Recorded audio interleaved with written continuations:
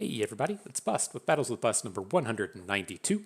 Today we're going to be playing Ashe LeBlanc. And so, in terms of decks in the meta, Ashe LeBlanc is nothing new, but this does get a couple of hits from the new set, the Darkened Saga Domination, and it's a deck that should be pretty good in the current meta right now. And so, if you've been doing battles out there over the past few days, you should be well aware that both Vayne and Varus have become quite popular, and they both lend themselves to these really go tall type OTK style decks with Vayne trying to get multiple attacks in the same turn with one big meaty unit, and then Varus getting up to 15 and 16 attack quite easily once he's been able to flip. And so our idea to come in and try and combat that is using the flash freezes and the frostbites from the likes of Ashe LeBlanc. And so this was a very powerful strategy a couple of seasons ago, once we started to see the rise of a lot of Papercraft Dragon decks, whether or not that was Action Renekton or Action Gnar, Fizz Riven, whatever. Those decks all basically got shut down by the frostbites, and Ashe was able to come in and take advantage of that meta. And I think we're in a spot to where we can do something like that here, as it's not only just Vayne and Varus, we're starting to see a lot of Pantheon and a lot of these other kind of go tall decks over in Shurima, where they now have access to that double damage to a blocker spell. And so it just kind of sounds like a pretty good mix of an environment for these frostbites to be good. And so we're going to try and take advantage of that here today. Otherwise, the things to kind of call out with this deck, we are playing a handful of the new cards. The Unforgiving Cold is the one that brought us over into playing this deck. Getting this double Frostbite for 4 mana is a pretty good deal. The thing worth noting, calling out with this, is it is a skill ability, a circle ability, and so it does get eaten up by spell shields, but it is completely worth it. This is just a little bit cheaper than a Harsh Winds, but the thing that this does that Harsh Winds doesn't do is, say your opponent is coming at us with that big 16, 17 attack Varus, and then they have the spell shield loaded up on him, then we would be kind of hosed, right? If we just try to hit him with a Harsh Winds, we're only going to get that single target onto Varus. But with the Unforgiving Cold, it's going to put the 2 circle abilities onto the board. The first one's going to say, oh shit, that Varus is big. Oops, I get eaten by a spell shield. Then the second one is going to come in, pop off, and shrink up that Varus. And so we do have access to this nice card here in the beginning, and then the other new one is going to be Brutal Skirmish. Brutal Skirmish, a nice little single combat style of effect, but one that does come in and destroy our opponent's equipment. Lots of equipments running around in the current patch. It is one of the big themes, and it's a thing that we see a lot of with Vayne, given that Tumble puts the equipment into play. We like having this kind of extra way to deal with the equipment and the unit while we're at it. And so, in terms of the other themes in here, there's 2 main kind of themes that you see out of these Ashe LeBlanc decks. You're going to have your Flash Freeze themes, right? We aren't just playing all of these Flash Freeze cards to shrink up our opponent's Varus. We have a handful of ways to take additional advantages of those, whether or not that is getting in a good attack with the 1 health Trifarian Glory Seeker, or if we're going to use them with the Brutal Skirmish or the Calling Strike. Gives us a nice way to take down our opponent's units without losing ours in the process. And then, of course, that also builds up Ashe in terms of getting a big Ashe OTK. The other thing happening here is a little bit of the 5 attack matters theme, and so LeBlanc loves seeing all these damages come through. Once we get our reputation going, it makes things like the Incisive Tactician cheaper, Whispered Words cheaper, and so we have a couple of additional advantages from these 5 power, 5 attack matters cards. And so in terms of some of the individual choices in this deck, I do like playing the Incisive Tactician. If you're not familiar with what you're able to do with this, is if we have if we have LeBlanc generating mirror images, mirror image copies a unit with 5 or more attack. If we copy the Incisive Tactician, we can chain as many rallies as we can as long as we have the mana to support it. Very powerful, very strong game ender. And in terms of our spell selection, we're not playing any copies of Troll Chant. I'm just not a huge fan of Troll Chant anymore. It does get like a little bit of bonus value in a deck like this, since you can Troll Chant a unit down to 0 attack, and that counts towards leveling up our Ashe. But I'm just a little bit more interested in getting bonus attack as opposed to just not dying in combat. And so we have plenty of ways to not die in combat with all of our flash freezes, but we may need to actually come out and win some of those combats. And so that's why we're going to see things like Inner Beast and 3 Sisters and not playing things like Troll Chant. And so that's it. That's the list. This is what we're going to be doing battle with today. You all know what we have to do before the battles begin, though. We have to go and pay the pay-to-win price. And where's it at? Where's that new card at? The Unforgiving Cold. It's your time to shine. You're getting the premium treatment. Looking good. Looking ready. So, let's head on into battle. Where are we at? Frost him and then bite him. All right. So yeah, I've been having pretty decent success with this. We took it the rest of the way through what is that, platinum? We're into diamond now. Nailed it. But I must say, I felt bad in the last expansion. I didn't put together a video for Ornn, and it was just a terrible time to be playing Ornn, and so we just never got around to it. And so for this one, I did intend to come in and make a video for Seraphine. That's what I was going to do today.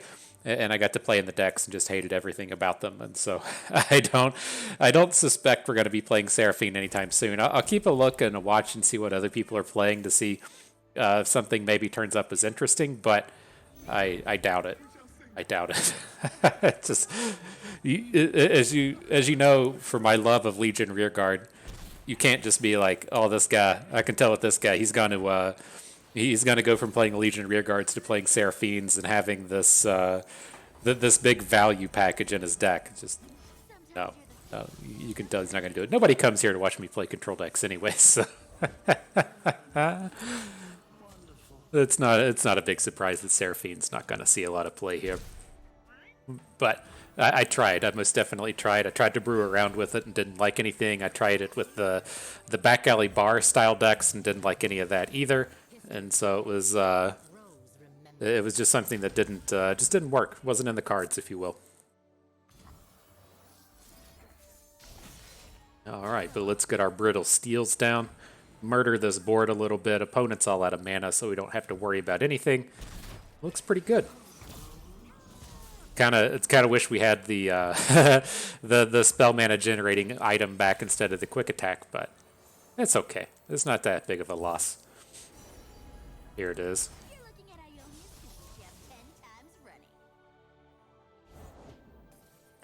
Grand Plaza. Haven't seen that one in a while. We should be pretty well set against the Grand Plaza, though. If he's gonna, again, this is one of these decks where he's gonna come out, try and do stuff with Vayne and Gwen and get a bunch of multiple attacks in the same turn, and then with us having the opportunity to just be like, LOL, Frostbite. It gives us a pretty good way to combat what they're trying to do. So here, I'm not going to equip the LeBlanc, though. It's like, I don't want to just like immediately lose her. I don't want to have to invest an Unforgiving Cold in it. Hey, this looks fine, right?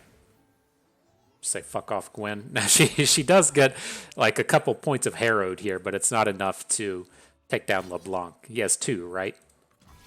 Are we clicking on our deck? Wrong deck. Here we go. 2 Halloweds. And so I think we'll just let that happen.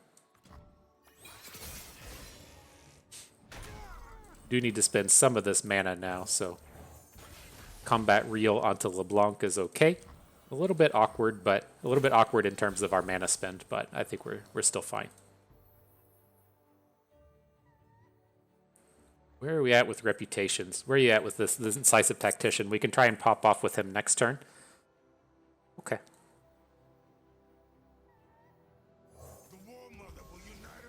I think the 4 mana is a decent place to be. It's like a little unfortunate that we're going to overbank 1, but if he starts to have like a golden Aegeus here on this turn, I don't really want to be losing everything to what he's offering up. This is a reasonable place to drop an Unforgiving Cold, though. Like, he's not going to be able to challenge with Gwen, even if Gwen gets attacks in this turn. Is it Hallowed too, so we can block? All right, I'm on board. This is just like such a huge tempo play when we're going to be going into the next turn and just like dropping a tactician, right? We're getting 2 reputation hits in this round. Oof. That's an oof. Not getting 2 reputation hits in this round. I think we're still okay, though.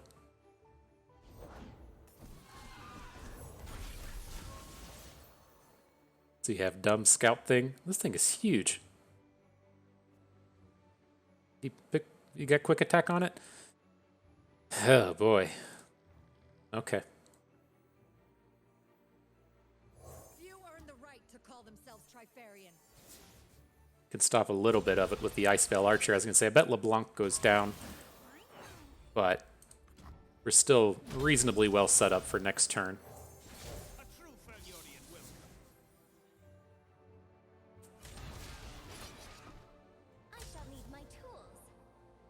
This is a very weak Gwen. He's only going to be 5 power, right?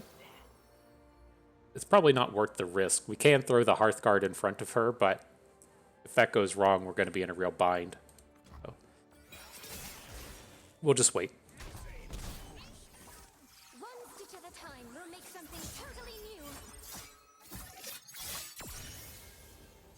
See if this Ashe can't get the job done next turn.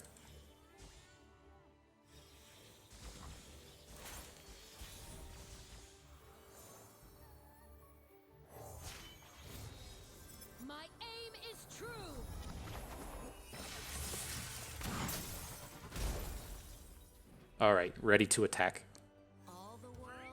Probably not ready just yet. I kind of want to play the mirror image as well to copy the Ashe and then Frostbite both of his units. And then we can try and save the 3 sisters for next turn. We'll see how this plays out if we're able to do such a thing, but that's what my immediate thought is. Brings in a single combat. We can flash freeze this thing, but what's it do? The first time I would die while equipped, fully heal me and destroy the equipment. So if we take the flash freeze, that's going to be just fine, right? It's going to take it down to 0. Ashe will kill it, and then not really kill it. It's just going to get healed back. So it should just be sitting here with 0 health and unable to block. Or 0 attack and unable to block.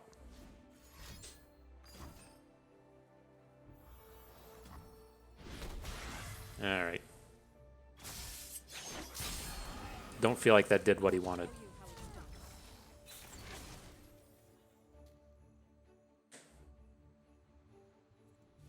Got him. GG. Market a W for Ashe. But that was kind of along the lines of what I was talking about. That deck in particular, it makes some of those plays with Vayne and Gwen. I was leaning more towards the OTK style decks, but you must admit that those flash freeze style cards were quite good there. Now the old Rumble in the Tumble deck that we played in the previous video is more along the lines of what I was expecting for our flash freezes to be good against. Here, I'm still going to take a full mulligan. I don't like holding on to Ashe on the odd attacks because we can't attack with her until turn 5. It's just like a little bit awkward. I want to find like these earlier plays and not be in as much risk of just board stalling until the 3rd or the 4th turn. Like this. This is not good. Need something. Not good. Gotta give me some units, deck.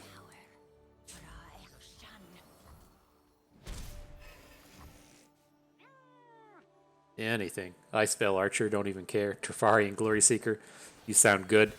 This can't be like passing with 3 mana on this turn.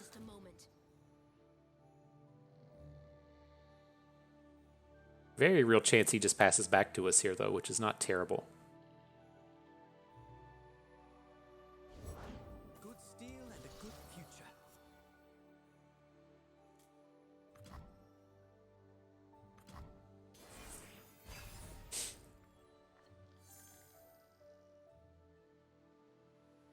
Doesn't go for it. I could have seen an argument for with the rake. I could have seen an argument for like going ahead and trying to take down the Rune Squire, then we could play Ashe this turn. That all sounds reasonably dangerous to me. I don't think I'm super excited about that. Raise your dead. Want to show you something?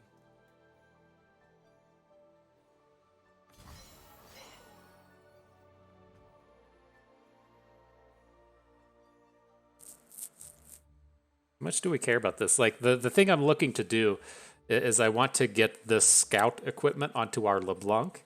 And so what if, well, I was going to say, what if we do like the single combat from the combat cook onto the squire, but then the cook doesn't die and we don't get the equipment back in our hand? Is that all just too greedy anyways?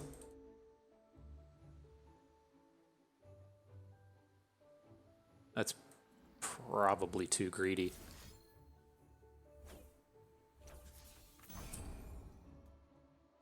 Let's go ahead and get rid of Vayne. Can't have the tumble city happening out here.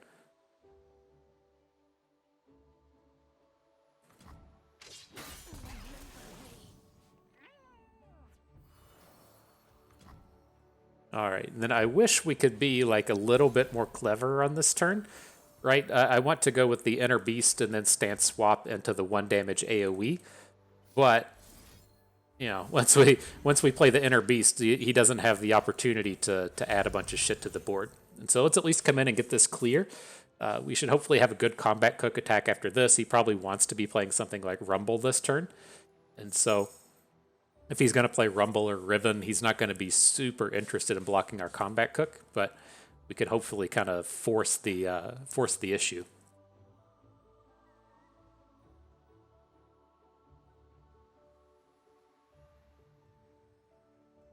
It says, oh fuck, that dude just dropped an AoE on me. It says, rip me.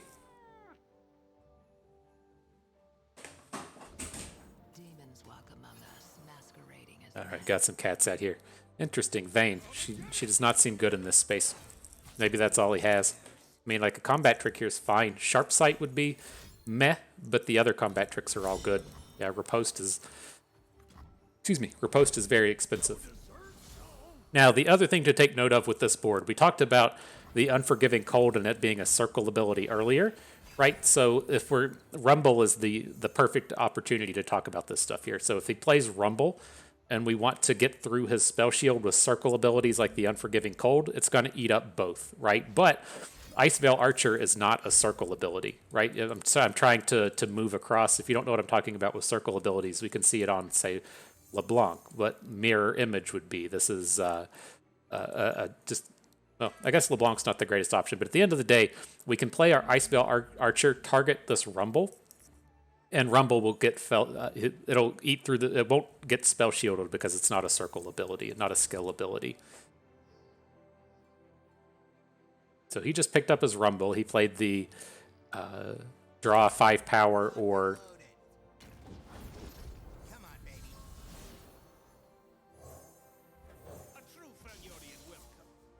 all right, let's just slow this down. Oh my god, fucking cat. Come on, dude. It's this time of the video. I don't know if he just like hears me talking and so he decides that's time to come and hang out, but he does this all the time. Faster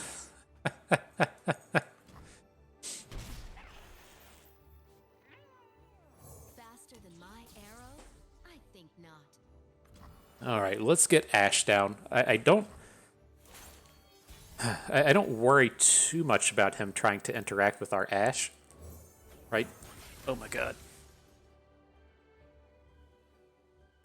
Whew, got him. And it's like if he's going to play things like ripostes into this combat, we still have the flash freeze in hand. And so it might be a little bit safer to be going for a LeBlanc level up, but I think this is okay to say like attack with Ashe, flash freeze whatever he does, and this really helps push this Ashe to leveling up.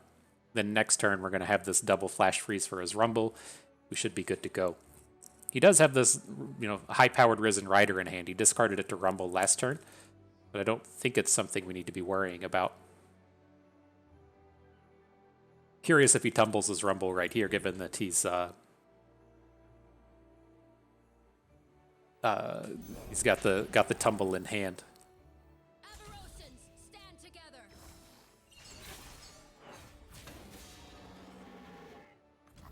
All right, 4 power guy comes in. Here's a flash freeze, woo woo.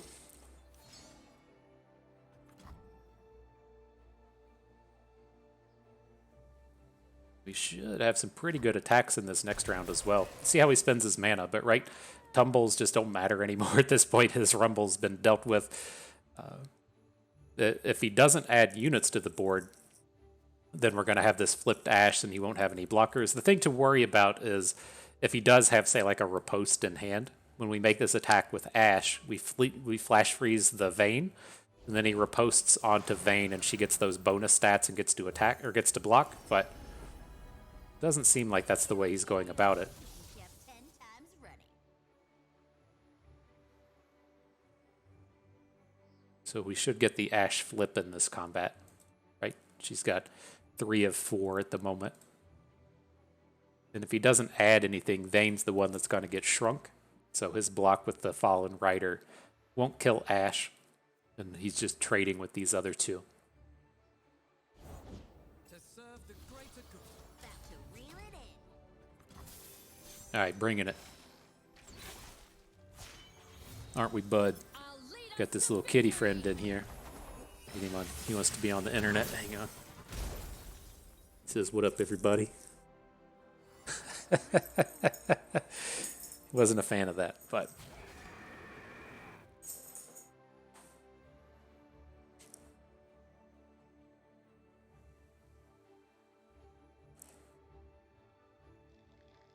all right. I think we're okay, right? We have the flash freeze for the Rumble.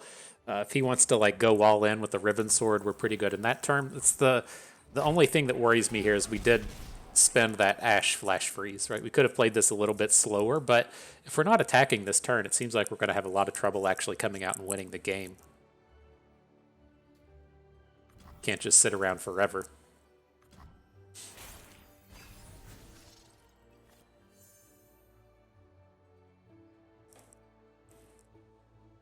Other thing worth noting in here is LeBlanc flips into Sigil of Malice, and with the Sigil of Malice, she would get a gives us a way to pop a spell shield, like onto Rumble. Know what rune weaving is? Purge with silver.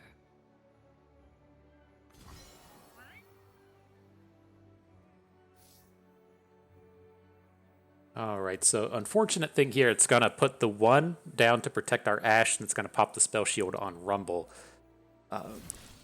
Right, see, here's the circles. They can be hard to see since it's a burst card, but I assure you they're out there and they're working. And then here, I want to just make sure that we don't die. And so if we put this damage onto Vayne, we should now be able to come in and Crystal Arrow the Rumble. That will put a flash freeze onto the Vayne, and he shouldn't be able to deal any more damage this turn. Kind of brutal having the removal spell for our Ashe, but it is what it is at this point.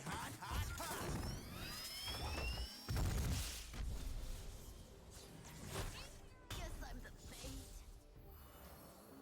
So many tumbles. How did he get the second one in hand? It was a different Vayne. Did we kill a Vayne earlier? Oh, dumb. See, actually, he doesn't have spell shield. This is just a visual issue, I think.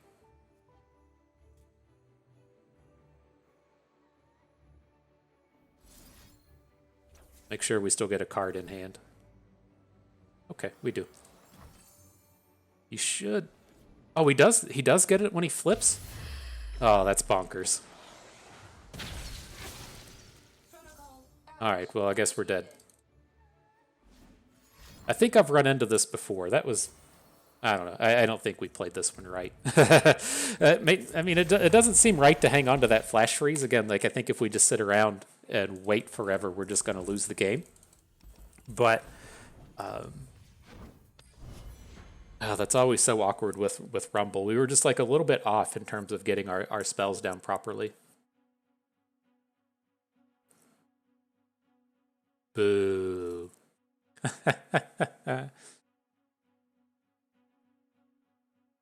That's always so weird to me, though. Rumble has the spell shield on his flip, and his flip is independent of his front side. And so I know I've run into this before to where he flips and then that causes some problems, but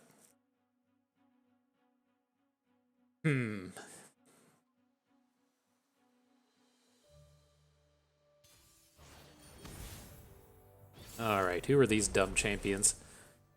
None of these look like fun ones. I'll go ahead and give you that.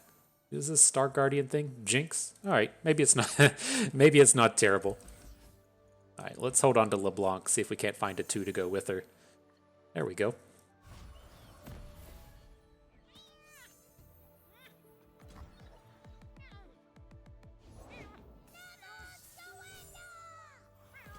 This guy doing aggro stuff? Maybe you need to give him a little bit more respect. Say, I'm sorry I talked to you that way, VV Vi. You're looking at Ionia's fishing camp 10 times running.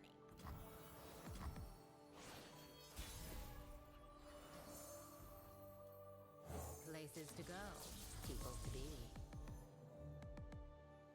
Alright, let's see if this LeBlanc eats a mystic shot. One of her real downfalls these days is taking those mystic shots to the face.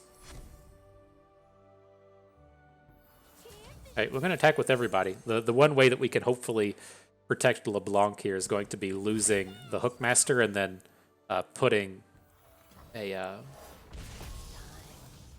equipment onto her. See if we can pull this off next round.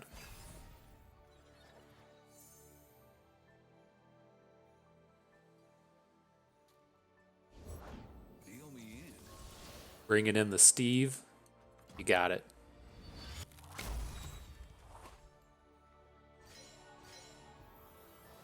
Time to make an appearance. So the thing I'm looking to do here is I want to put the combat reel onto LeBlanc. That should help protect her from any Mystic Shot style shenanigans. She can still die, of course, but it's much tougher to kill her from 3 health than it is from 2. And then we're going to come in with the Hearthguard. Leaving this Twisted Fate around is fine. It does seem like he is pretty intent on flipping the Twisted Fate, but I don't think that's a thing to worry about at this exact moment. He's very susceptible to things like Calling Strike, and we have the Sigil of Malice in hand. I don't think we're ultra worried about him at the moment.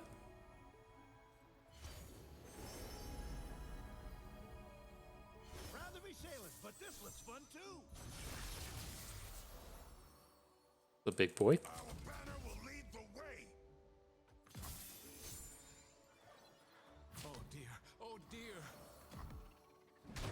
All right. Get him for some damages. Got that Flame Chomper's quick attack package. Oh my god, a Mystifying Magician? Alright. I'm on board for what you're about here, dude.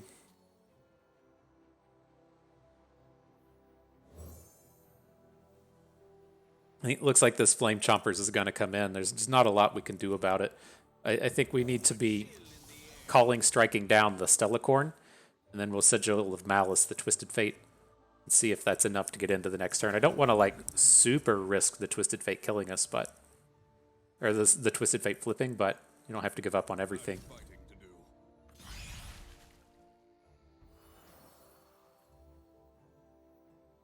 This is our homeland.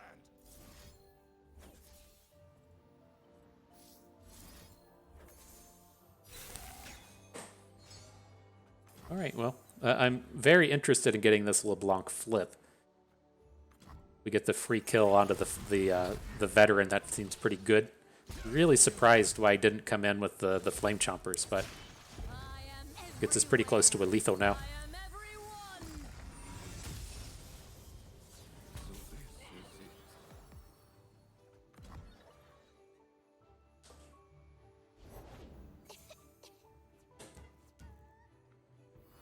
God. Fucking cats, dude. The mainstay of every bust video. Gotta complain about the cats at some point. See, so weird. Now he plays the Flame Chompers with the equipment.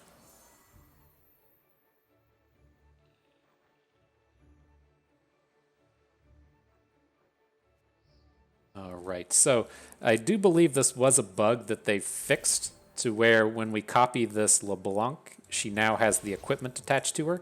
I think it used to not copy equipment, but now it does. So we'll go ahead and take her, then we'll see what opponent does. I do want to do this this Ice Veil Archer into Calling Strike. And so we should get the opportunity just to take down his best unit before we attack.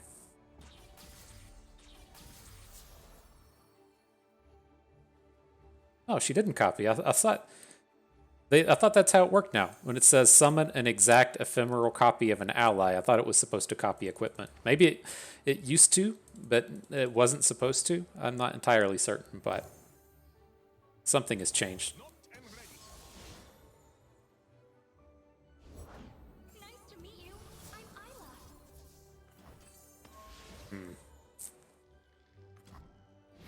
Not as awesome as I was hoping for here. That Mirai Warden did a number to shut us down.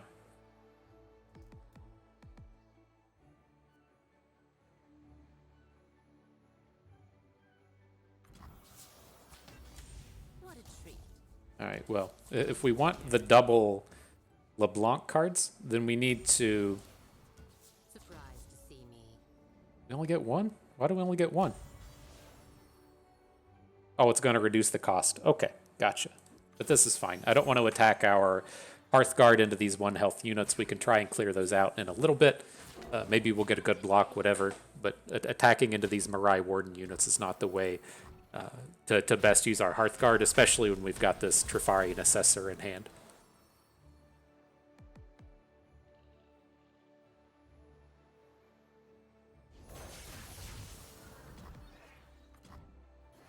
All right, see if we can outdo the timelines here. We're getting close. It gets scary here at these end games when opponent has timelines on board, but Ashe was a big draw.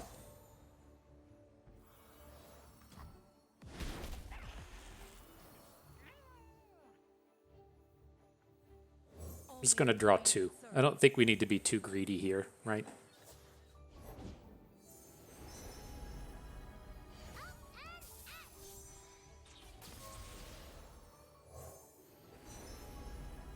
Not even I know what I'm cooking up. And a Jinx. Sure. So I think we're okay. He never lethals us this turn. He's going to have 1 good hook with the Flame Chomper. It's all fine.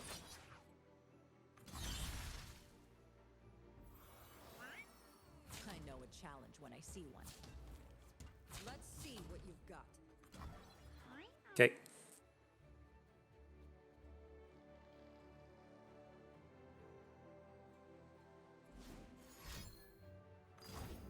The fuck is this thing? Get excited.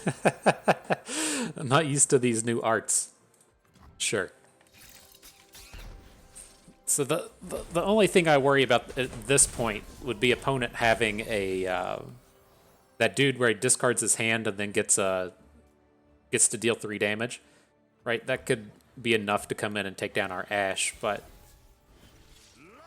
I think we're okay. All the world on one arrow. Uh-oh, he's doing stuff. F. Which is this? It's only 4?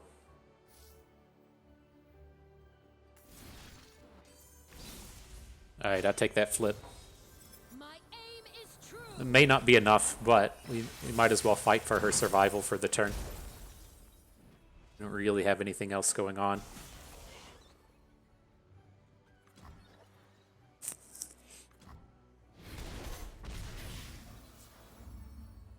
He is down to 1 card.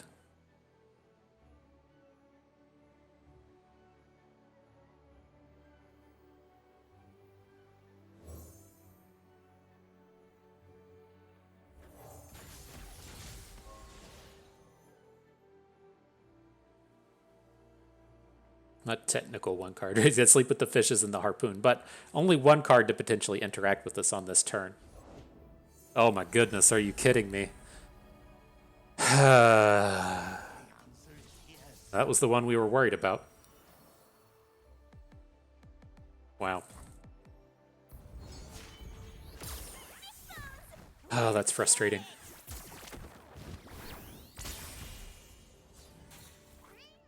It's like if that wasn't if that was the one that was initially in his hand, then he just had to top deck the burn spell.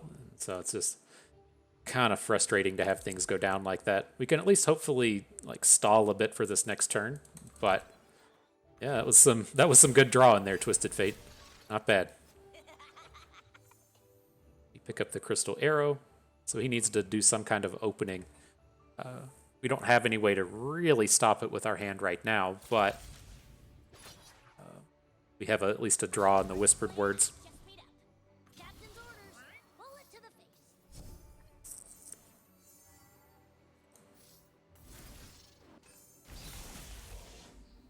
Stay back.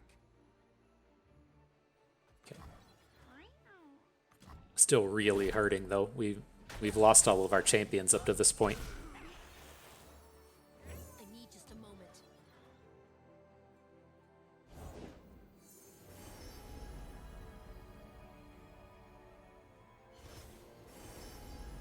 So many cards in hand now. It's insane.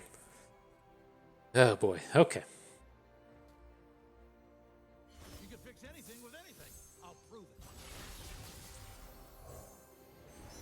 What you got? Anything good? Nope. Sometimes you're the fish.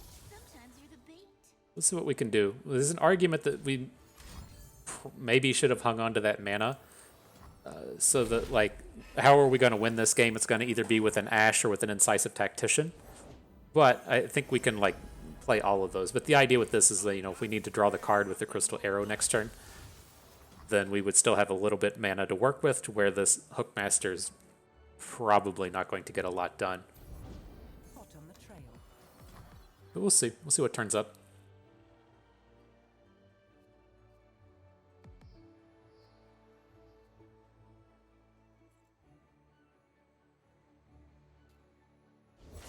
The sun rock got me good.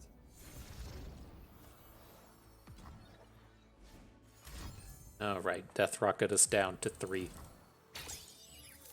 Probably just drew the Jinx. That's that's the way this game's going, but kind of is what it is.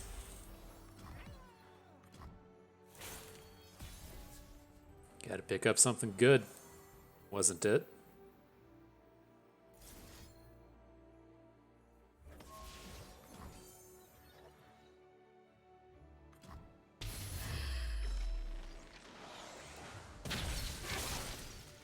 Dude's already dropping emotes. So he's got the other Jinx in hand. Sure. And so it's tough. Like that's a rough matchup, right? When you're playing LeBlanc, you really don't want to be going up against decks that have Mystic Shots in it. And now that there's that other card that when you've equipped a unit, it does 2 to something, that's another good target for it. But that was a pretty rough sequence we had there in the mid game where we were just about to recover. An opponent just kind of hit it all. Like, if it's anything but the second removal spell that he drew there, and you have to say, like, okay, well, I'm going to play a Mystic Shot and wait, and then I'm going to play the Augmented Experimenter as our means to take down Ashe. It's just so super slow to try and pull that stuff off that we would have been in a much better space. But one of the downsides of this deck was its polarity, right? This isn't a deck that has a 55% win rate against the field. This is the kind of deck that has a 70% win rate against some of the decks and a 30% against the others. And so you're going to run into stuff like that.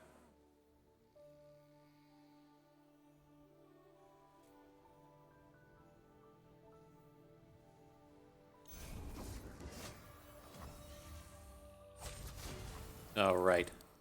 First blood has been drawn.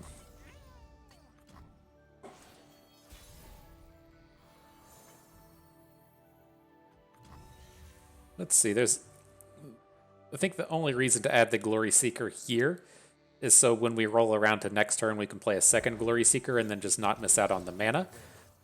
But Action's a strong enough target in this matchup to just trade.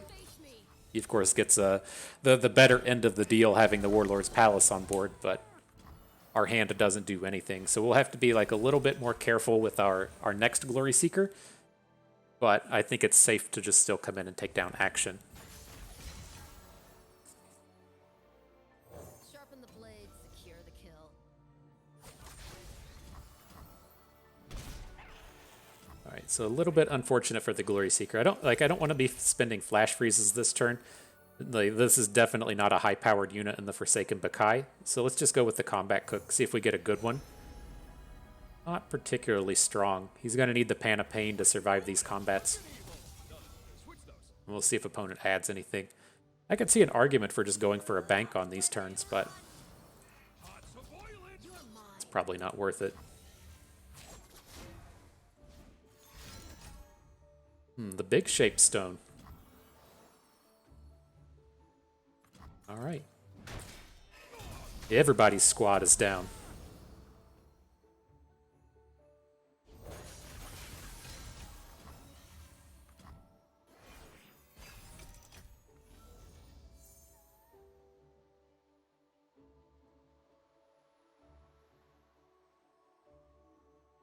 Mortality is madness. All right, not a big deal. Hookmaster, what you got for us? Let's go with the Overwhelm.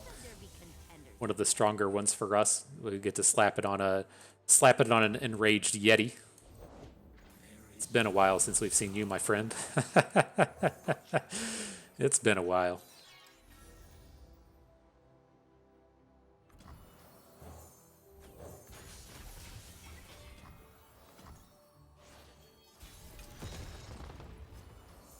It's like, is he immediately on top? No, is not. So here, we could try to just get him with the Varus attack, like attack with the Hookmaster and just try to get the Varus. It fails too much to be worthwhile. So let's just add the Hearthguard. If he really wants to get Varus involved with these units that are just both bigger than him, I think it's okay. We're not losing out on too much here. But I don't think he's going to want to get his Varus involved. Sure.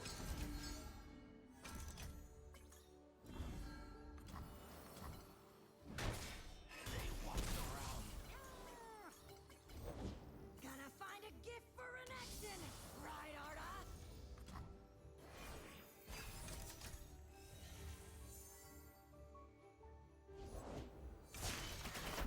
Boy. We are what we do. Wow. That's a large collection of champions that you have there, my friend. I think we'll be okay. We have plenty of combat tricks here to survive this round, but it's not a bad sequence of dudes for opponent.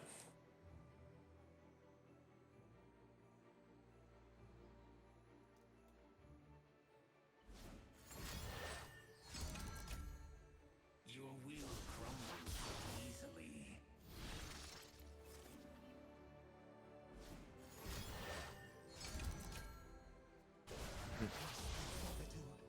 This is justice. All right, let's see if he messes this up. Let's see if he predicts the unforgiving cold. Lets it take down his. Now,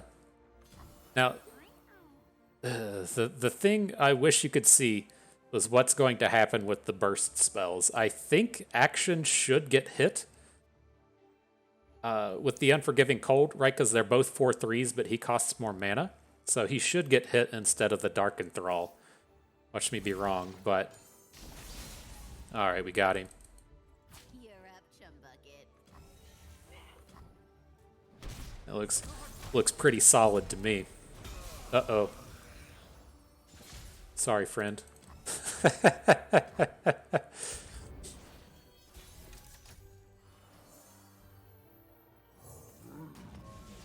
All right, plenty of stuff to do now. Definitely not just going to open attack. We can get up into that lethal range, make him have to come in and do some blocking.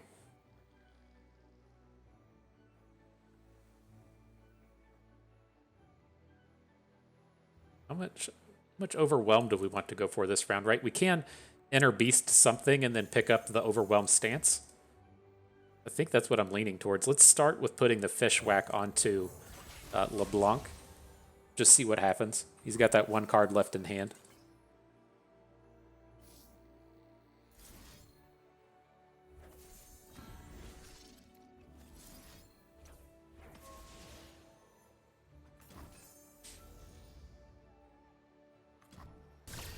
All right.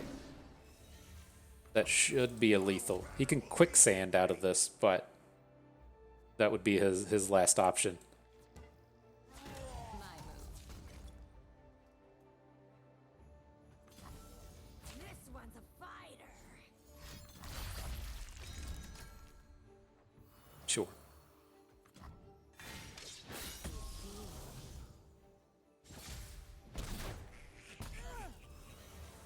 Still looking pretty good. He's going to get to pop this Warlord's Palace next turn, but we're ready for these combat-related shenanigans.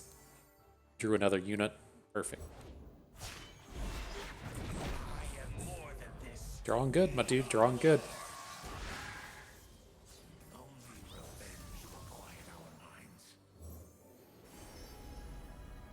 Alright, I'm just gonna go with the stats on the under the Hookmaster. He's not dealing combat damage this round, so no reason to worry about it.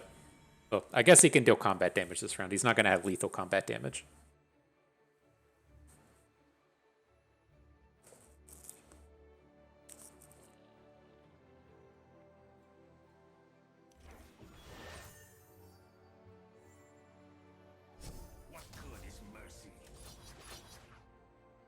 Watch this. Are you ready? Are you ready for this? I'm ready. Now, he can grow his Varus in the middle of this combat, right? But it shouldn't be enough. Like, he can get up to 6. Ooh, he's got a flash freeze thing.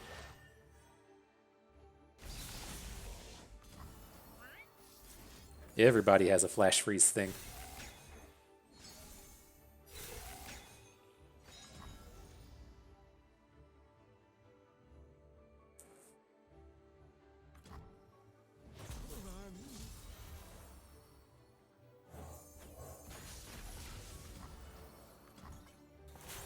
Alright, we good? Yeah, we're good. We're good with the Tactician.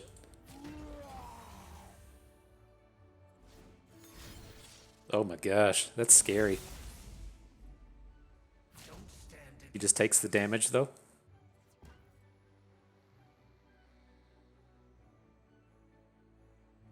And then I'm not sure how this works. If, say, after combat, right, we put the Pan of Pain onto the Hearthguard, does it then have 2 attack?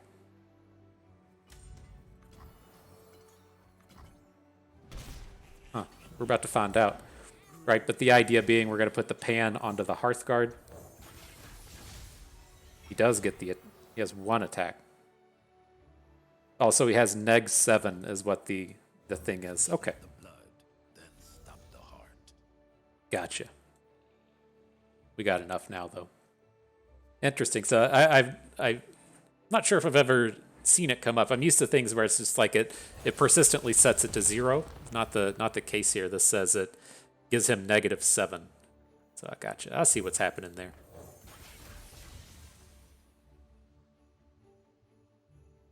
You have enough Overwhelm to win now, regardless of what he does. Oh, this can't even make the unit. This is a slow way to get a unit. Is it? 0 cost copy of the strongest ally. Puts it in hand though, right? Good people don't look the other way. Did we mess this up? Let us plan ahead. About to reel it in. Oh my god, we might have messed this up. If he's sitting on a... If he just picked up another combat trick? Oh my goodness, are you kidding me? Oh my god, we lost this one, didn't we?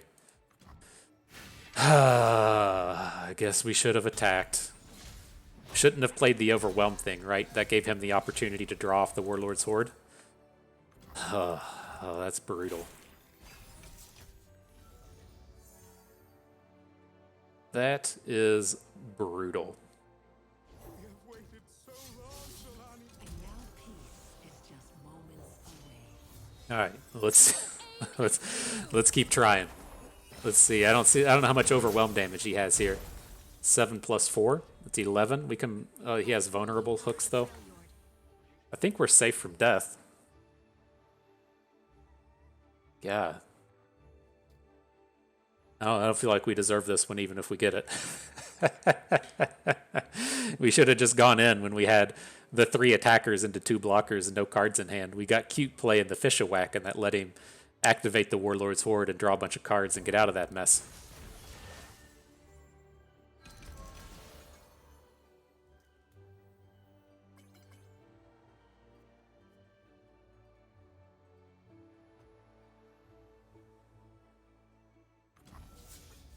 There's a price to pay. Peace through servitude. All right, we take some damage.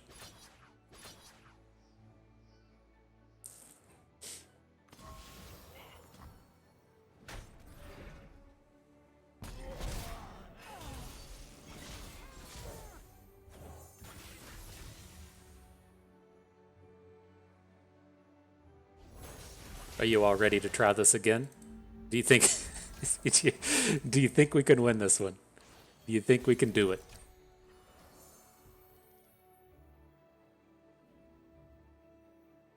All right. What happens if we play the Crystal Arrow? I think it's safe. We should have like learned our lesson. We probably should just be coming out here and attacking. But oh, if he drew a strike, could he get out of this? All right, we win. Well played, Bust. Showing the world why you're the best. A new era of peace. All right, GG. New era of peace coming in. Uh-oh, I missed the button. I missed the plays, I missed the button. Embarrassing. All right, what do we got here? Oh boy. Seraphine. I'm excited about this. No, these are the literally the dumbest decks ever made. So let's see how we can hold up here. It's like, do you remember when like the Bandle City cards came out and everyone just sat around and bitched because every single card in the game just generated some kind of value? Like that's essentially it's a little bit different with Ezreal Seraphine as compared to like Seraphine Victor, but it's very much the kind of same premise as to where like if I draw like 15 more cards than you and I can manage to not die, then I'll win the game. It's like that's all that they come down to. And so it's like, did you draw your removal spells in the correct order? You did? Then, you know, good job, you're going to win. And then if they stumble at some point in their path to drawing 40 cards, then they're probably going to lose. It's so dumb to me. It takes you into that, like, the classic stance of control deck players to where they're like, ooh, yeah, I'm really doing the Lord's work out here, thinking real hard and making 500 decisions in a game. And it's like, well, you're not making any real decisions. You're just spending all of your mana on curve and trading at every single opportunity. And then, you know, when you've made those trades through turn 9 and you've drawn 7 cards in the process, then good job, you won the game. It's not like you're doing something incredibly smart and intelligent. The quantity of decisions didn't really reflect the amount of skill that game took.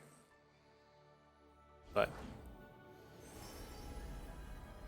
opinions are like assholes, am I right? Everyone's got one.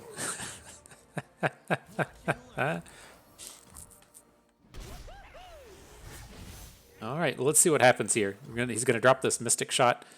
He may not drop it. This is a fairly common place to pass. We're hoping he just goes ahead and plays it, so then we can play LeBlanc, open with the Pot of Pain, and then try and get this LeBlanc attack in while she's now safer from opposing removal spells. Again, the big worry for these LeBlanc-based decks is playing against stuff that has Mystic Shots in it. It's just so painful when your whole strategy is kind of tied into a 2-health unit, and the Mystic Shots really break into that. Now what could you be plotting? See if he's got another one.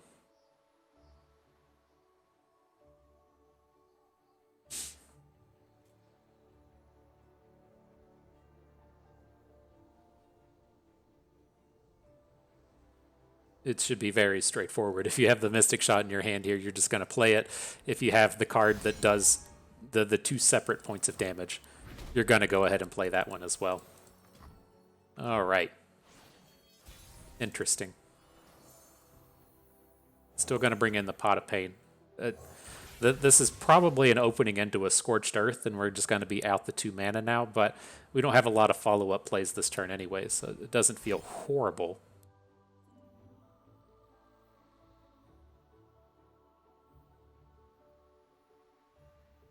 Nox and Guillotine would be the real problem here. Scorched Earth we can kind of deal with, but if he has the 2-for-1 to shut down 2 of our plays, then we're going to struggle.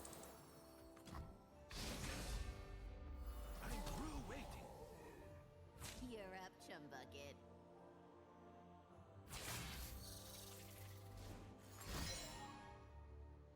Sure.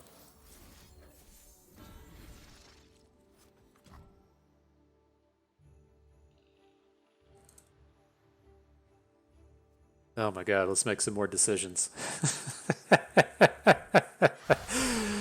Let me think on this longer.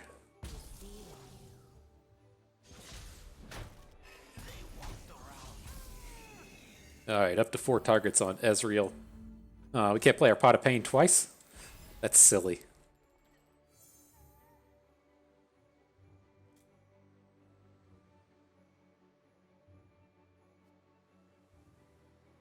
One shot, all skill. Alright, just get a little bit of a shutdown here. We're not going to find very many opportunities to actually use that Kona Cold, whatever the whatever the double Frostbite's called, and so shutting him down out of a free Mystic Shot is pretty reasonable, especially when we're sitting on the 1 health Enraged Yeti, and then we're about to add in a Hookmaster.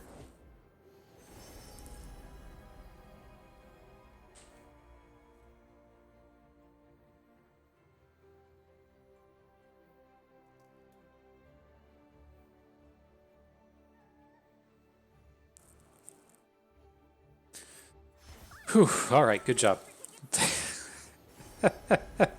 Jesus. All right, take the fish whack. Make sure we have the overwhelm equipment for later.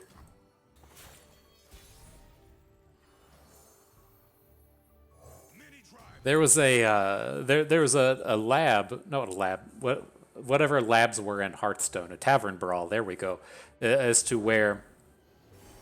Instead of drawing cards, you discovered cards. Discover was manifest in Hearthstone, and so basically, every single turn of the game, instead of drawing a card, you had to make like a 10-second decision on which card you actually wanted to draw, and the games literally took forever to play. And this guy reminds me of that. That's very much what we ran into. This is just dude. It's like, oh, I got to make more decisions. Oh man. None of these are relevant. How do I spend the most mana every turn of the game? That's all you need to be deciding right here. Is how do I spend the most mana every turn of the game?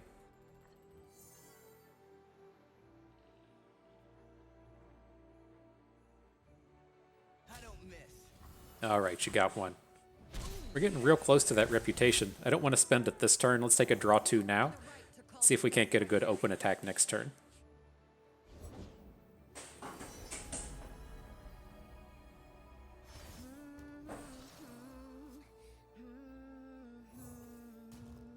Oof.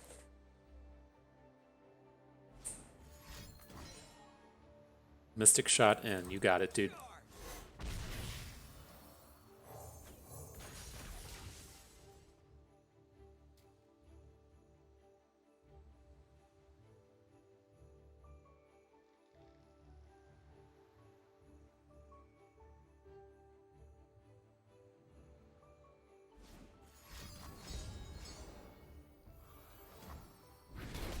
Ezreal flipped yet? 1 away. All right. There we go.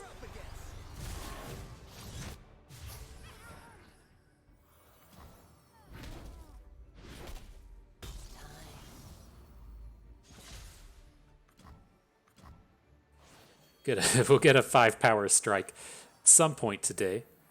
Hopefully we can get it out of this combat. I think we're safe to add in the Glory Seeker. We can add in an equipment.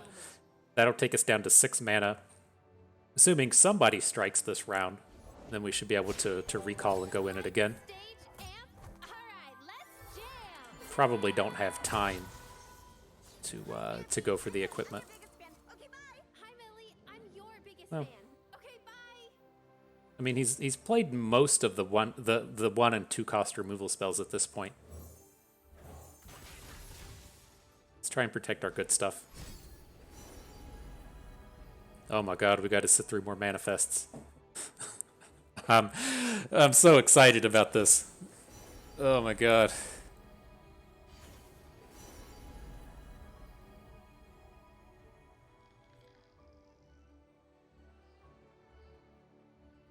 Got a cat doing something back here. Rather deal with this cat fucking around than just sitting here waiting on this dude to pick cards. Oh my god, this is so boring. Okay. It's a classic. Bit heavy He did for a something. remix. Let's see what happens now. He's got 2 mana and 3 free cards. Heavy metal. Okay. Remember me. Avarosans, stand together! Look at my squirrel pin.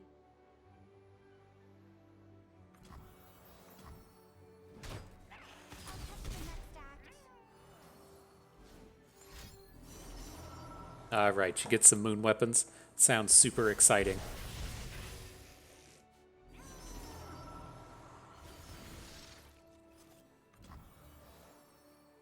The table is set. Now we dine. Now we dine.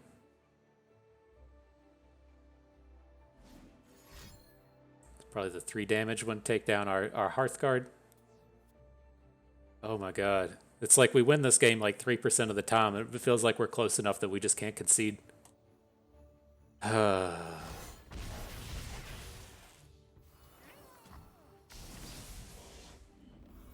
do it myself. I don't like to talk about other games when we're playing Legends of Runeterra, but whenever I say things like, I'm really interested in playing Marvel Snap, where both players take the same turn at the same time, this is why I make statements like that. Like it.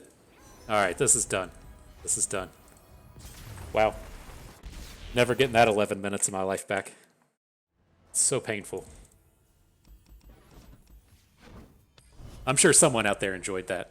But Marvel Snap comes out on Tuesday. If you don't want if you don't want to sit through games like that, maybe you can give it a shot. Oh boy, I can't wait to see how this game is different. Oh my god. All right, let's hang on to our 2-drop.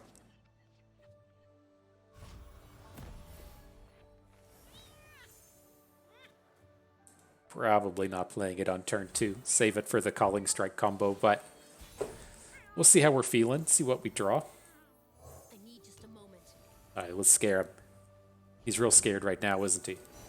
No. No. All right, let's track here. Let me see. The number of manifest style cards. We're up to 1. It's only 1. That's not a lot, I admit, but I'm curious in seeing how long this drags on. Let's get moving.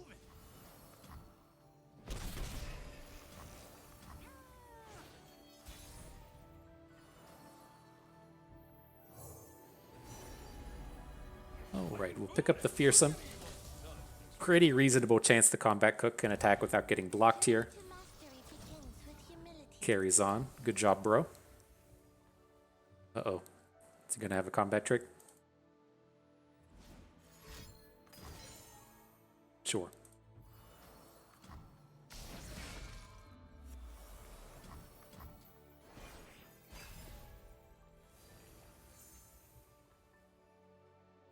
She kicks, huh? Move with purpose.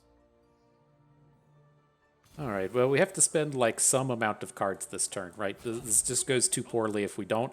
I'm going to lead in with the Calling Strike on his Tail of the Dragon. Ideally, he's going to be like, uh-oh, we now have to play a combat trick to protect our dude. He didn't go for it. That's okay.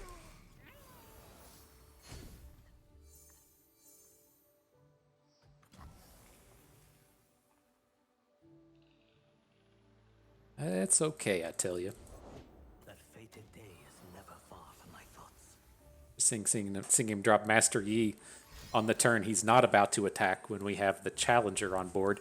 You must feel pretty comfortable in not losing him. There you go. That Mystic Shot was enough. A calm heart.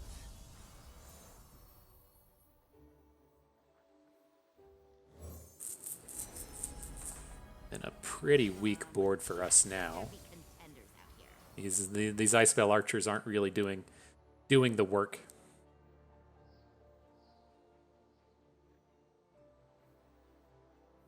Come and get it!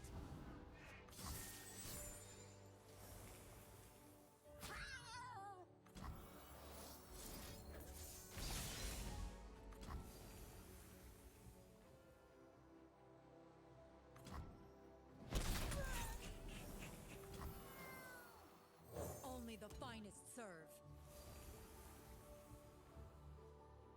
Hey, we drew a card. That's what the fun people are doing, right? Concurrent timelines. Oh boy, I was not expecting that. Okay. Pretty sweet combo right there. if you're not familiar with that, you can now create a zero cost unit off of your concurrent timelines. Pretty fucking sweet. Champ 10 times running. He hit a miraculous one. I just to counter us talking trash, but more often than not, you're going to end up with a pesky specter there.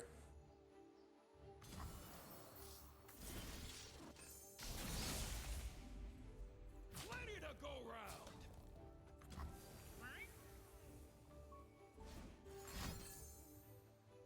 Cuss of Alm. Okay. We'll wait on this combat to end and then come back in with the Calling Strike. You shouldn't have any like real shenanigans here in the middle of combat. It's not like he's going to be able to drop the Absolver for a overwhelm and 4 power to get out of a Calling Strike, but there's no real reason to do it in the middle of combat there. So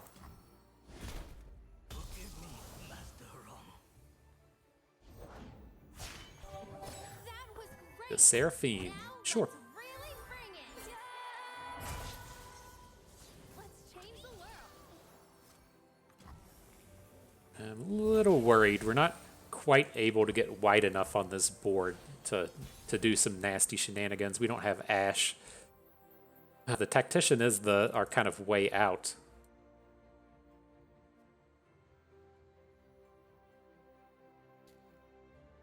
It's like without having a bunch of 5 power attackers though, this is kind of tough to pull off. I wonder if he actually blocks our combat cook with the Seraphine. Well, we're not going to get a reputation off of that. Pots a boiling. But we can still play the Tactician after the fact and see what happens. Oh shit, that was bad. I was tunnel visioned in on the Seraphine being able to stop our combat cook.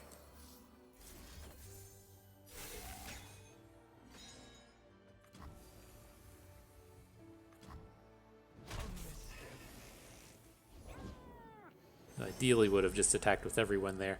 Oh man, I forgot. I stopped keeping track. I think we're up to 3 manifests now, right? He played Reggie, then he did his. Oh, we're up to 4. Okay, this is cool. Don't worry about the words. The last timelines.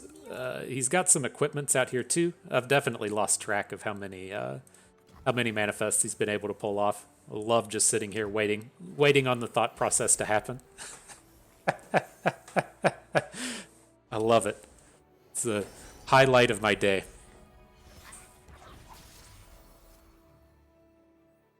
A family of fools makes a circus, not a kingdom.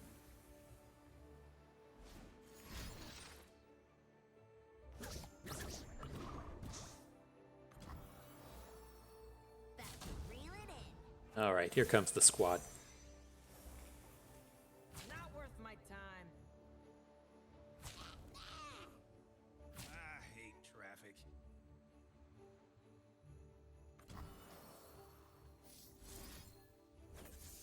All in all, seems pretty okay. We're just losing 1 unit here. We're gonna be ready for a big open attack next turn, and then we have a follow-up Tactician. He's gonna be on the cheap now as well.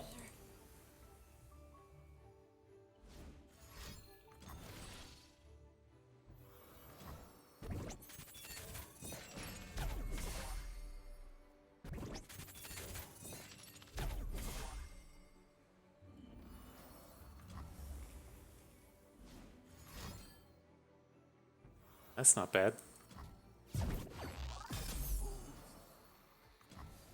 That's not bad.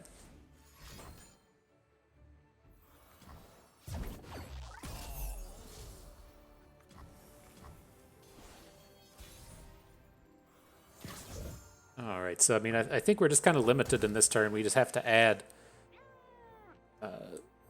a couple of units, attack, and play the Tactician. I mean, maybe we see about just building up a full board and playing Tactician next turn, but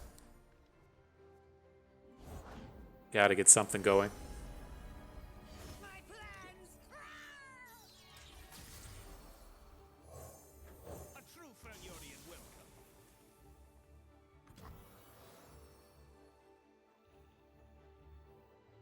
Let's just get as much stuff on board as we can. Oh. It's like I kind of like adding in the Hearthguard. Because we can't play both the Hearthguard and the Tactician next turn.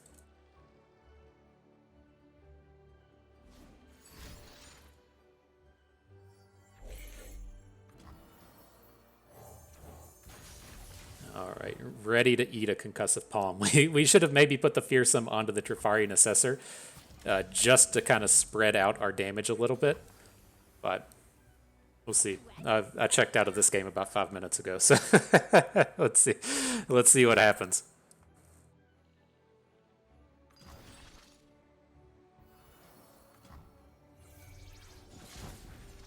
All right, he's got a recall for Seraphine. Sure.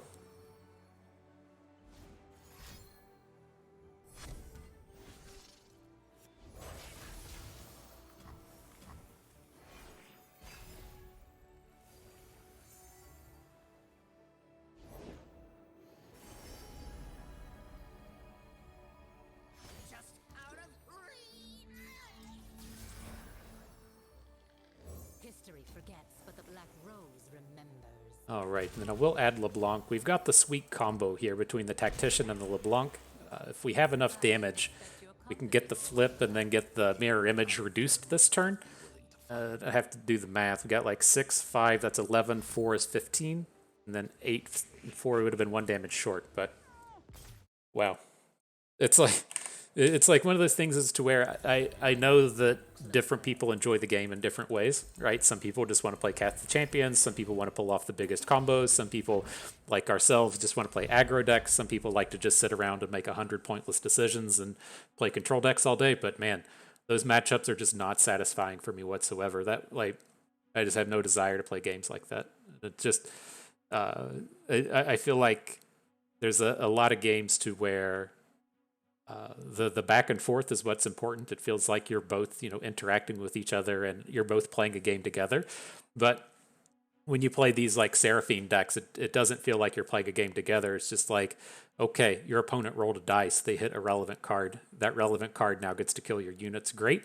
And then in games like this is to where they didn't hit the relevant cards, then they just don't win. It's like it just, I don't know. It just, I know that there's like a lot more to the matches. It doesn't make it sound right when you just try to like distill it down to a win percentage and saying this win percentage beats that win percentage. But when you play games like that to where it's just like so RNG focused and there's just so much built up into them and hitting the correct collection of cards across their manifests, it just feels fucking abysmal to just sit here and just wait.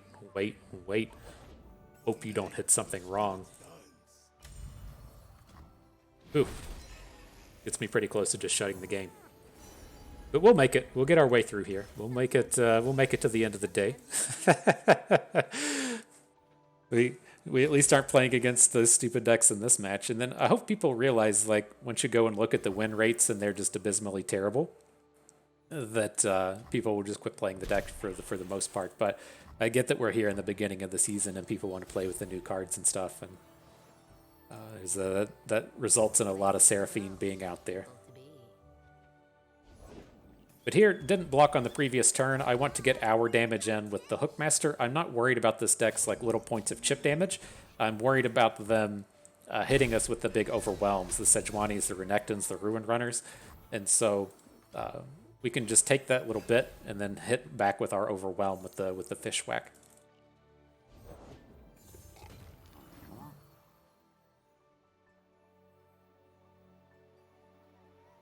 Gonna have to block the Yeti, but let's see if we hit worthwhile things on our combat cook.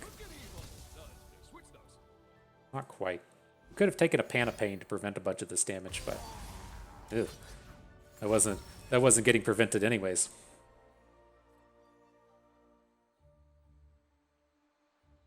Right, this isn't the end of the world. He's only hitting for 8. He's going to be really limited in his ability to OTK in the future now. He's going to be making like Battle Fury plays on us, then he can do it. But at this point right now, I feel okay.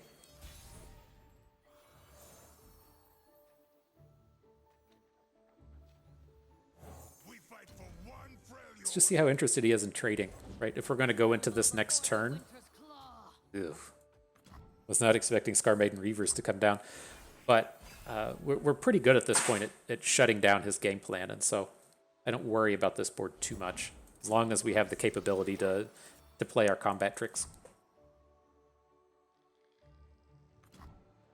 Beautiful. Sharpen the blade, secure the kill. Faster than my arrow? I think not. Okay. So Ashe is going to be flash freezing the Yeti. Am I right? She sure is. Glory. Let's go ahead and hook it down here. Then if he wants to put his Reaver in front of Ashe, we're ready with the flash freeze to get a shutdown on it. Some blocks on our other units just aren't very good.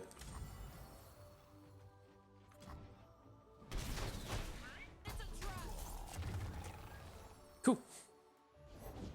Seen tombs, towns, and everything. And a Ruin Runner comes in. Tempted to just go ahead and Brutal Skirmish, but we shouldn't need to. Try and take down the Reaver at this point. The Glory Seeker is not super useful anymore. Can't block next turn. It gives a pretty juicy target for opponents' Sejuanis as well. I mean, I guess we do have a bunch of 2 health units, but that's the immediate target whenever your opponent's like, oh yeah, watch this. I'm gonna I'm gonna boom you with some vulnerable attacks.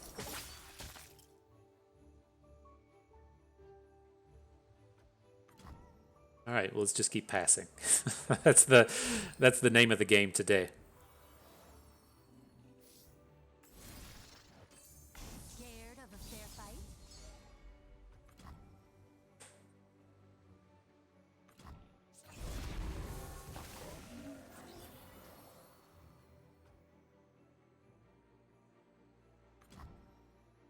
Bristle, attack! Boo, we have to do stuff. It's like I was hoping we were going to be able to just come into this turn and not worry about him playing cards, but looks like we're stuck. I mean, we can. How much is this? It's very. He's only got 3 mana,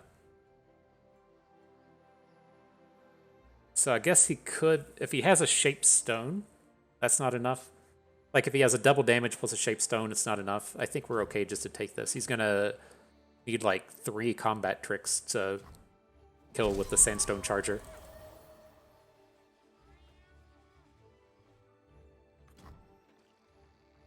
And we do have the mana for this Whispered Words, but I think we should just save it for this round.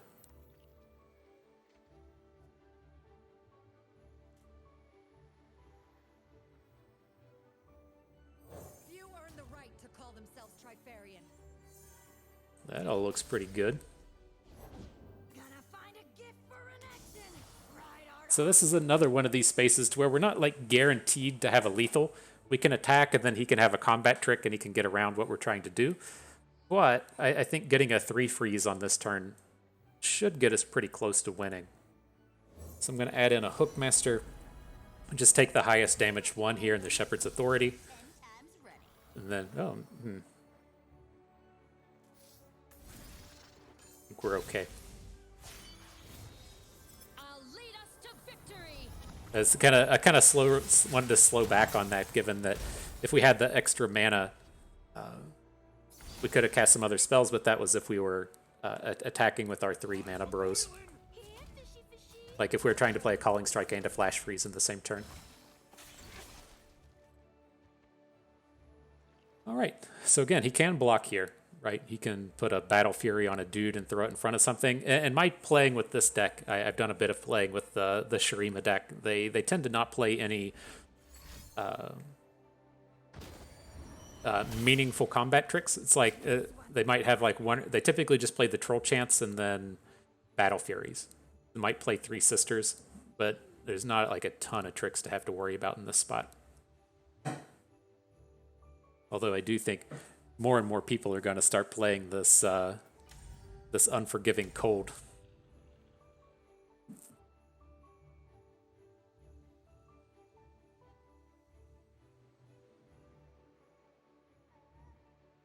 Thinking real hard on it. Got him. GG. Make our way to that final battle.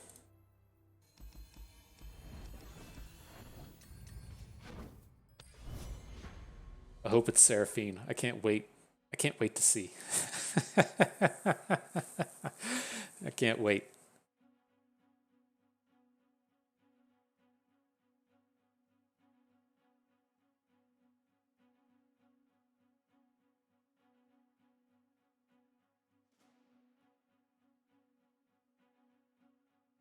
Just let the salt wash over me. Just take a bath in it. Head down to the grocery store. Pick up a few tubs of salt. Just pour it all over me. I'm ready. Oh, the game breaking. Coming back. Here we go. Fresh match. It paired us up against someone like Vayne and then said, nah, I got some Seraphine ready for you. Look out. All right. Reasonable enough start with the Trapper. Being on the evens, we should probably just hang on to Ashe. I worry a little bit about not having a 2-drop with this kind of hand, but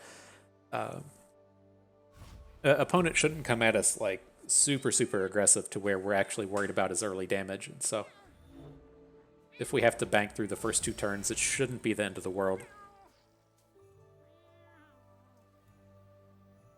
And the downside with this Trapper, though, is Vayne being a 3/4. Just completely get clocked.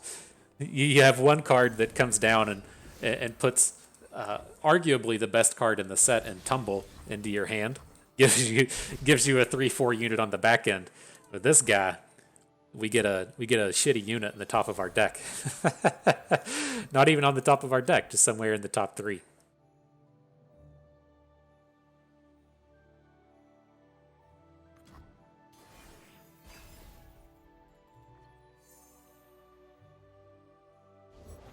There's a Vayne. See what happens. Got any of those sweet combat tricks? Does not. He would have been ready.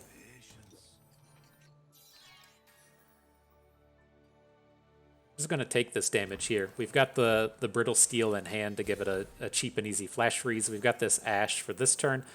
If we want to go about it that way, I think we can go with the Glory Seeker and look to Brittle Steel. Like, it's just ultimately a pretty awkward turn if we play Ashe and then he plays a small unit, and then we just straight up can't attack. So with this Glory Seeker play this round, gives us a bit of opportunity. That was unforgiving.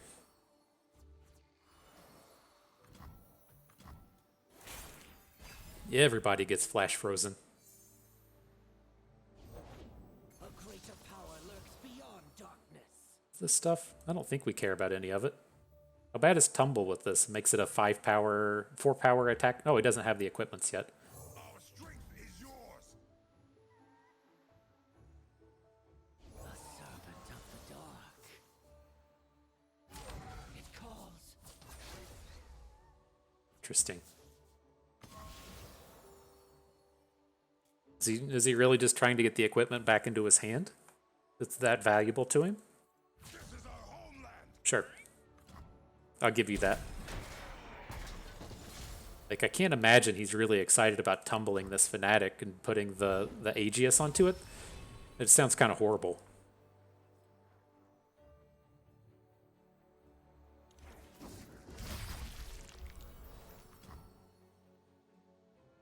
Just kind of horrible. Not mega horrible, just kind of, you know. just a little horrible.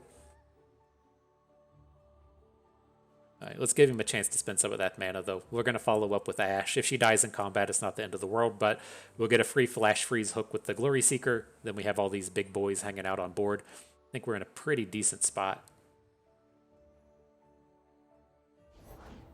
Shadows of shadows, terrors in wait. Get these quick attack tumbles. Surprised, why hasn't he drawn his Kayn yet? Has he really only played 2 cultists? No, he's played 4 cultists. No, he should have a Kayn in hand. Hot on the trail. Our banner will lead the way. You're mine. Right, it's a flash frozen dude out here at the end. Do we even care? Like, it's not like this is a permanent unit. Let's just go ahead and eat this trade. And then he can, if he wants to block a 6/6 with it, I think that's fine. Let's just go ahead and get the unit off of the board. Now his board looks pretty terrible.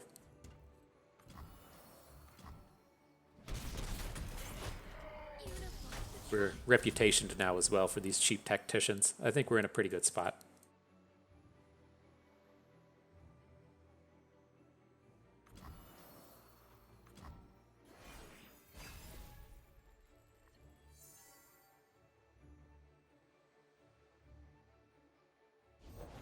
Winged protector, guide my path.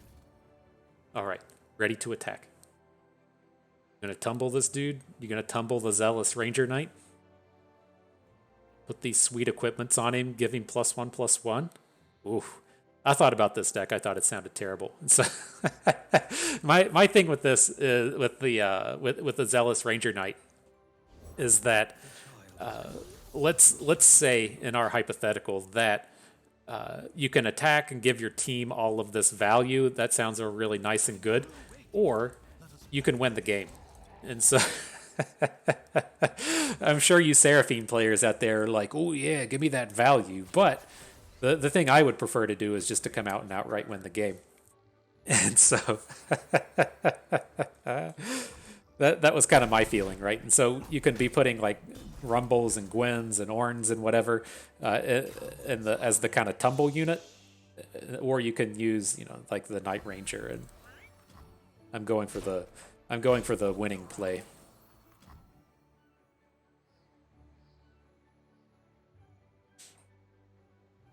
This is pretty cool. You can tumble the Cane, have him flip and go to hand. Fish fight. Okay. I will not yield. Okay.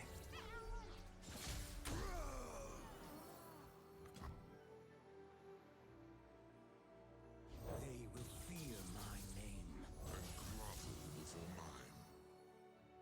All right, well, let's see what we get. He's only got 2 cards in hand, but like I'm a little worried about trying to make an open attack here.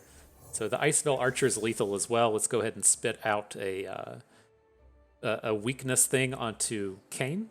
Don't have to worry about his attacks anymore. The thing you have to worry about with Kane was them being able to kill the unit and get the heal, right? So if Kane blocked our 5/3 or our 6/4 and was able to survive the combat, heal himself, and then we wouldn't have lethal on the follow-up, would have been a disaster.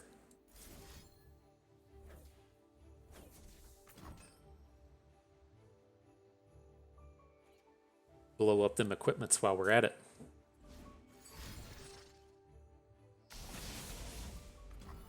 Sad day. At least we get the bow out of it.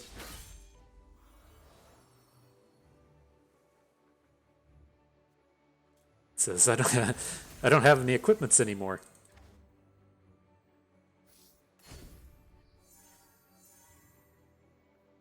I hate having to put my face on. All right, let's get him, LeBlanc.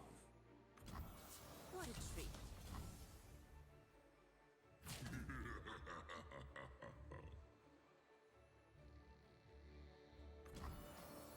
GG. All right, so yeah, not a bad set of games. I apologize for the salt in the middle. It's just I find those games ultra boring, and I know that as I have like against Seraphine, I know it's ultra boring for me, and I feel terrible because it's like I have to sit here and try to be like involved and interactive with the game and with the chatting and everything, and it just puts me in such a bad mood to play those decks that it really kind of wears me down and grinds me down. So it's like if I have to play it once, then fine, but if I have to start playing it 2 and 3 times in a row, it really wears me out and I don't like it. And so I try to keep the salt to a minimum, but I know it kind of creeps out, and I apologize when it does that. I try to keep everything pretty positive. But in terms of Ashe LeBlanc, again, you can kind of see the power coming out of this. It wasn't, a home run. It wasn't a slam dunk against these OTK decks, but it's quite strong, right? You're really pushing up into the higher win rates, especially as people aren't prepared for it and ready for it. And this gives you a great opportunity to kind of come in and pick on those decks. Now, as we are running around in Diamond, we did start to see a lot of other people playing the Unforgiving Cold. Looks like it's starting to make its way into the various Varus decks, which doesn't surprise me in the least, right? As we're in this really OTK heavy format, you're going to start seeing more and more of these. Now, if you're in the lower ranks, it tends to take a bit of time for the technology to push its way down. And so if you're looking to play Unforgiving Cold in your Varus decks or look to move over to something like Ashe LeBlanc, that should be good for at least a week or so. But if you're into the diamonds or even in platinum, you might be running into this kind of thing already. And so, again, this is a powerful idea and concept. This is a very polarized style deck, and that the really aggressive decks of the format are quite good against it, right? Your pirates and your anti-gens tend to give this fits. And then depending on how the slow decks work, if you're playing something like the back alley bar style deck, just really ultra super slow control decks, those tend to be pretty good against this as well. But all that stuff in the middle, we're pretty good against. We have a lot of ways to grow our units, a lot of ways to have stat on stat combat and come out the victors. And then, of course, against all these OTK style combo-y style decks, we have the tools to really come in and hamper their game plan. And so even if you don't get the full shutdown on the attack, usually you can get a 3-for-1 or something out of their big play when you come at them with the Frostbites. And so, this is a deck, it should have a lot of potential right now, again, against the various Rumbles, against the various Varuses, all of the Riven decks, all of the Lee Sin decks. You have a lot of opportunity against all of that as they remain popular over the next week or two. But you want to be dodging those decks that have Mystic Shots in it, and you want to be dodging those really aggressive decks. And so this is something that I think it's more than good enough to carry you all the way to Masters. I know a lot of people hit Masters every season with Ashe LeBlanc, but I look at it as more of a gauntlet deck or a best of 3 deck, to where you get to kind of pick and choose what you play against a little bit more. And then potentially spike those really strong matchups with this. So it's worth investigating. It's worth taking note, putting it in your repertoire, and considering it is something you might be seeing in the future or something you want to play as yourself.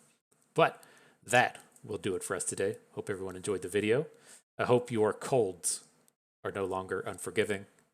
Hope you maybe learned a thing or two along the way. Had a good time watching. This is Bust, and we thank you for being here.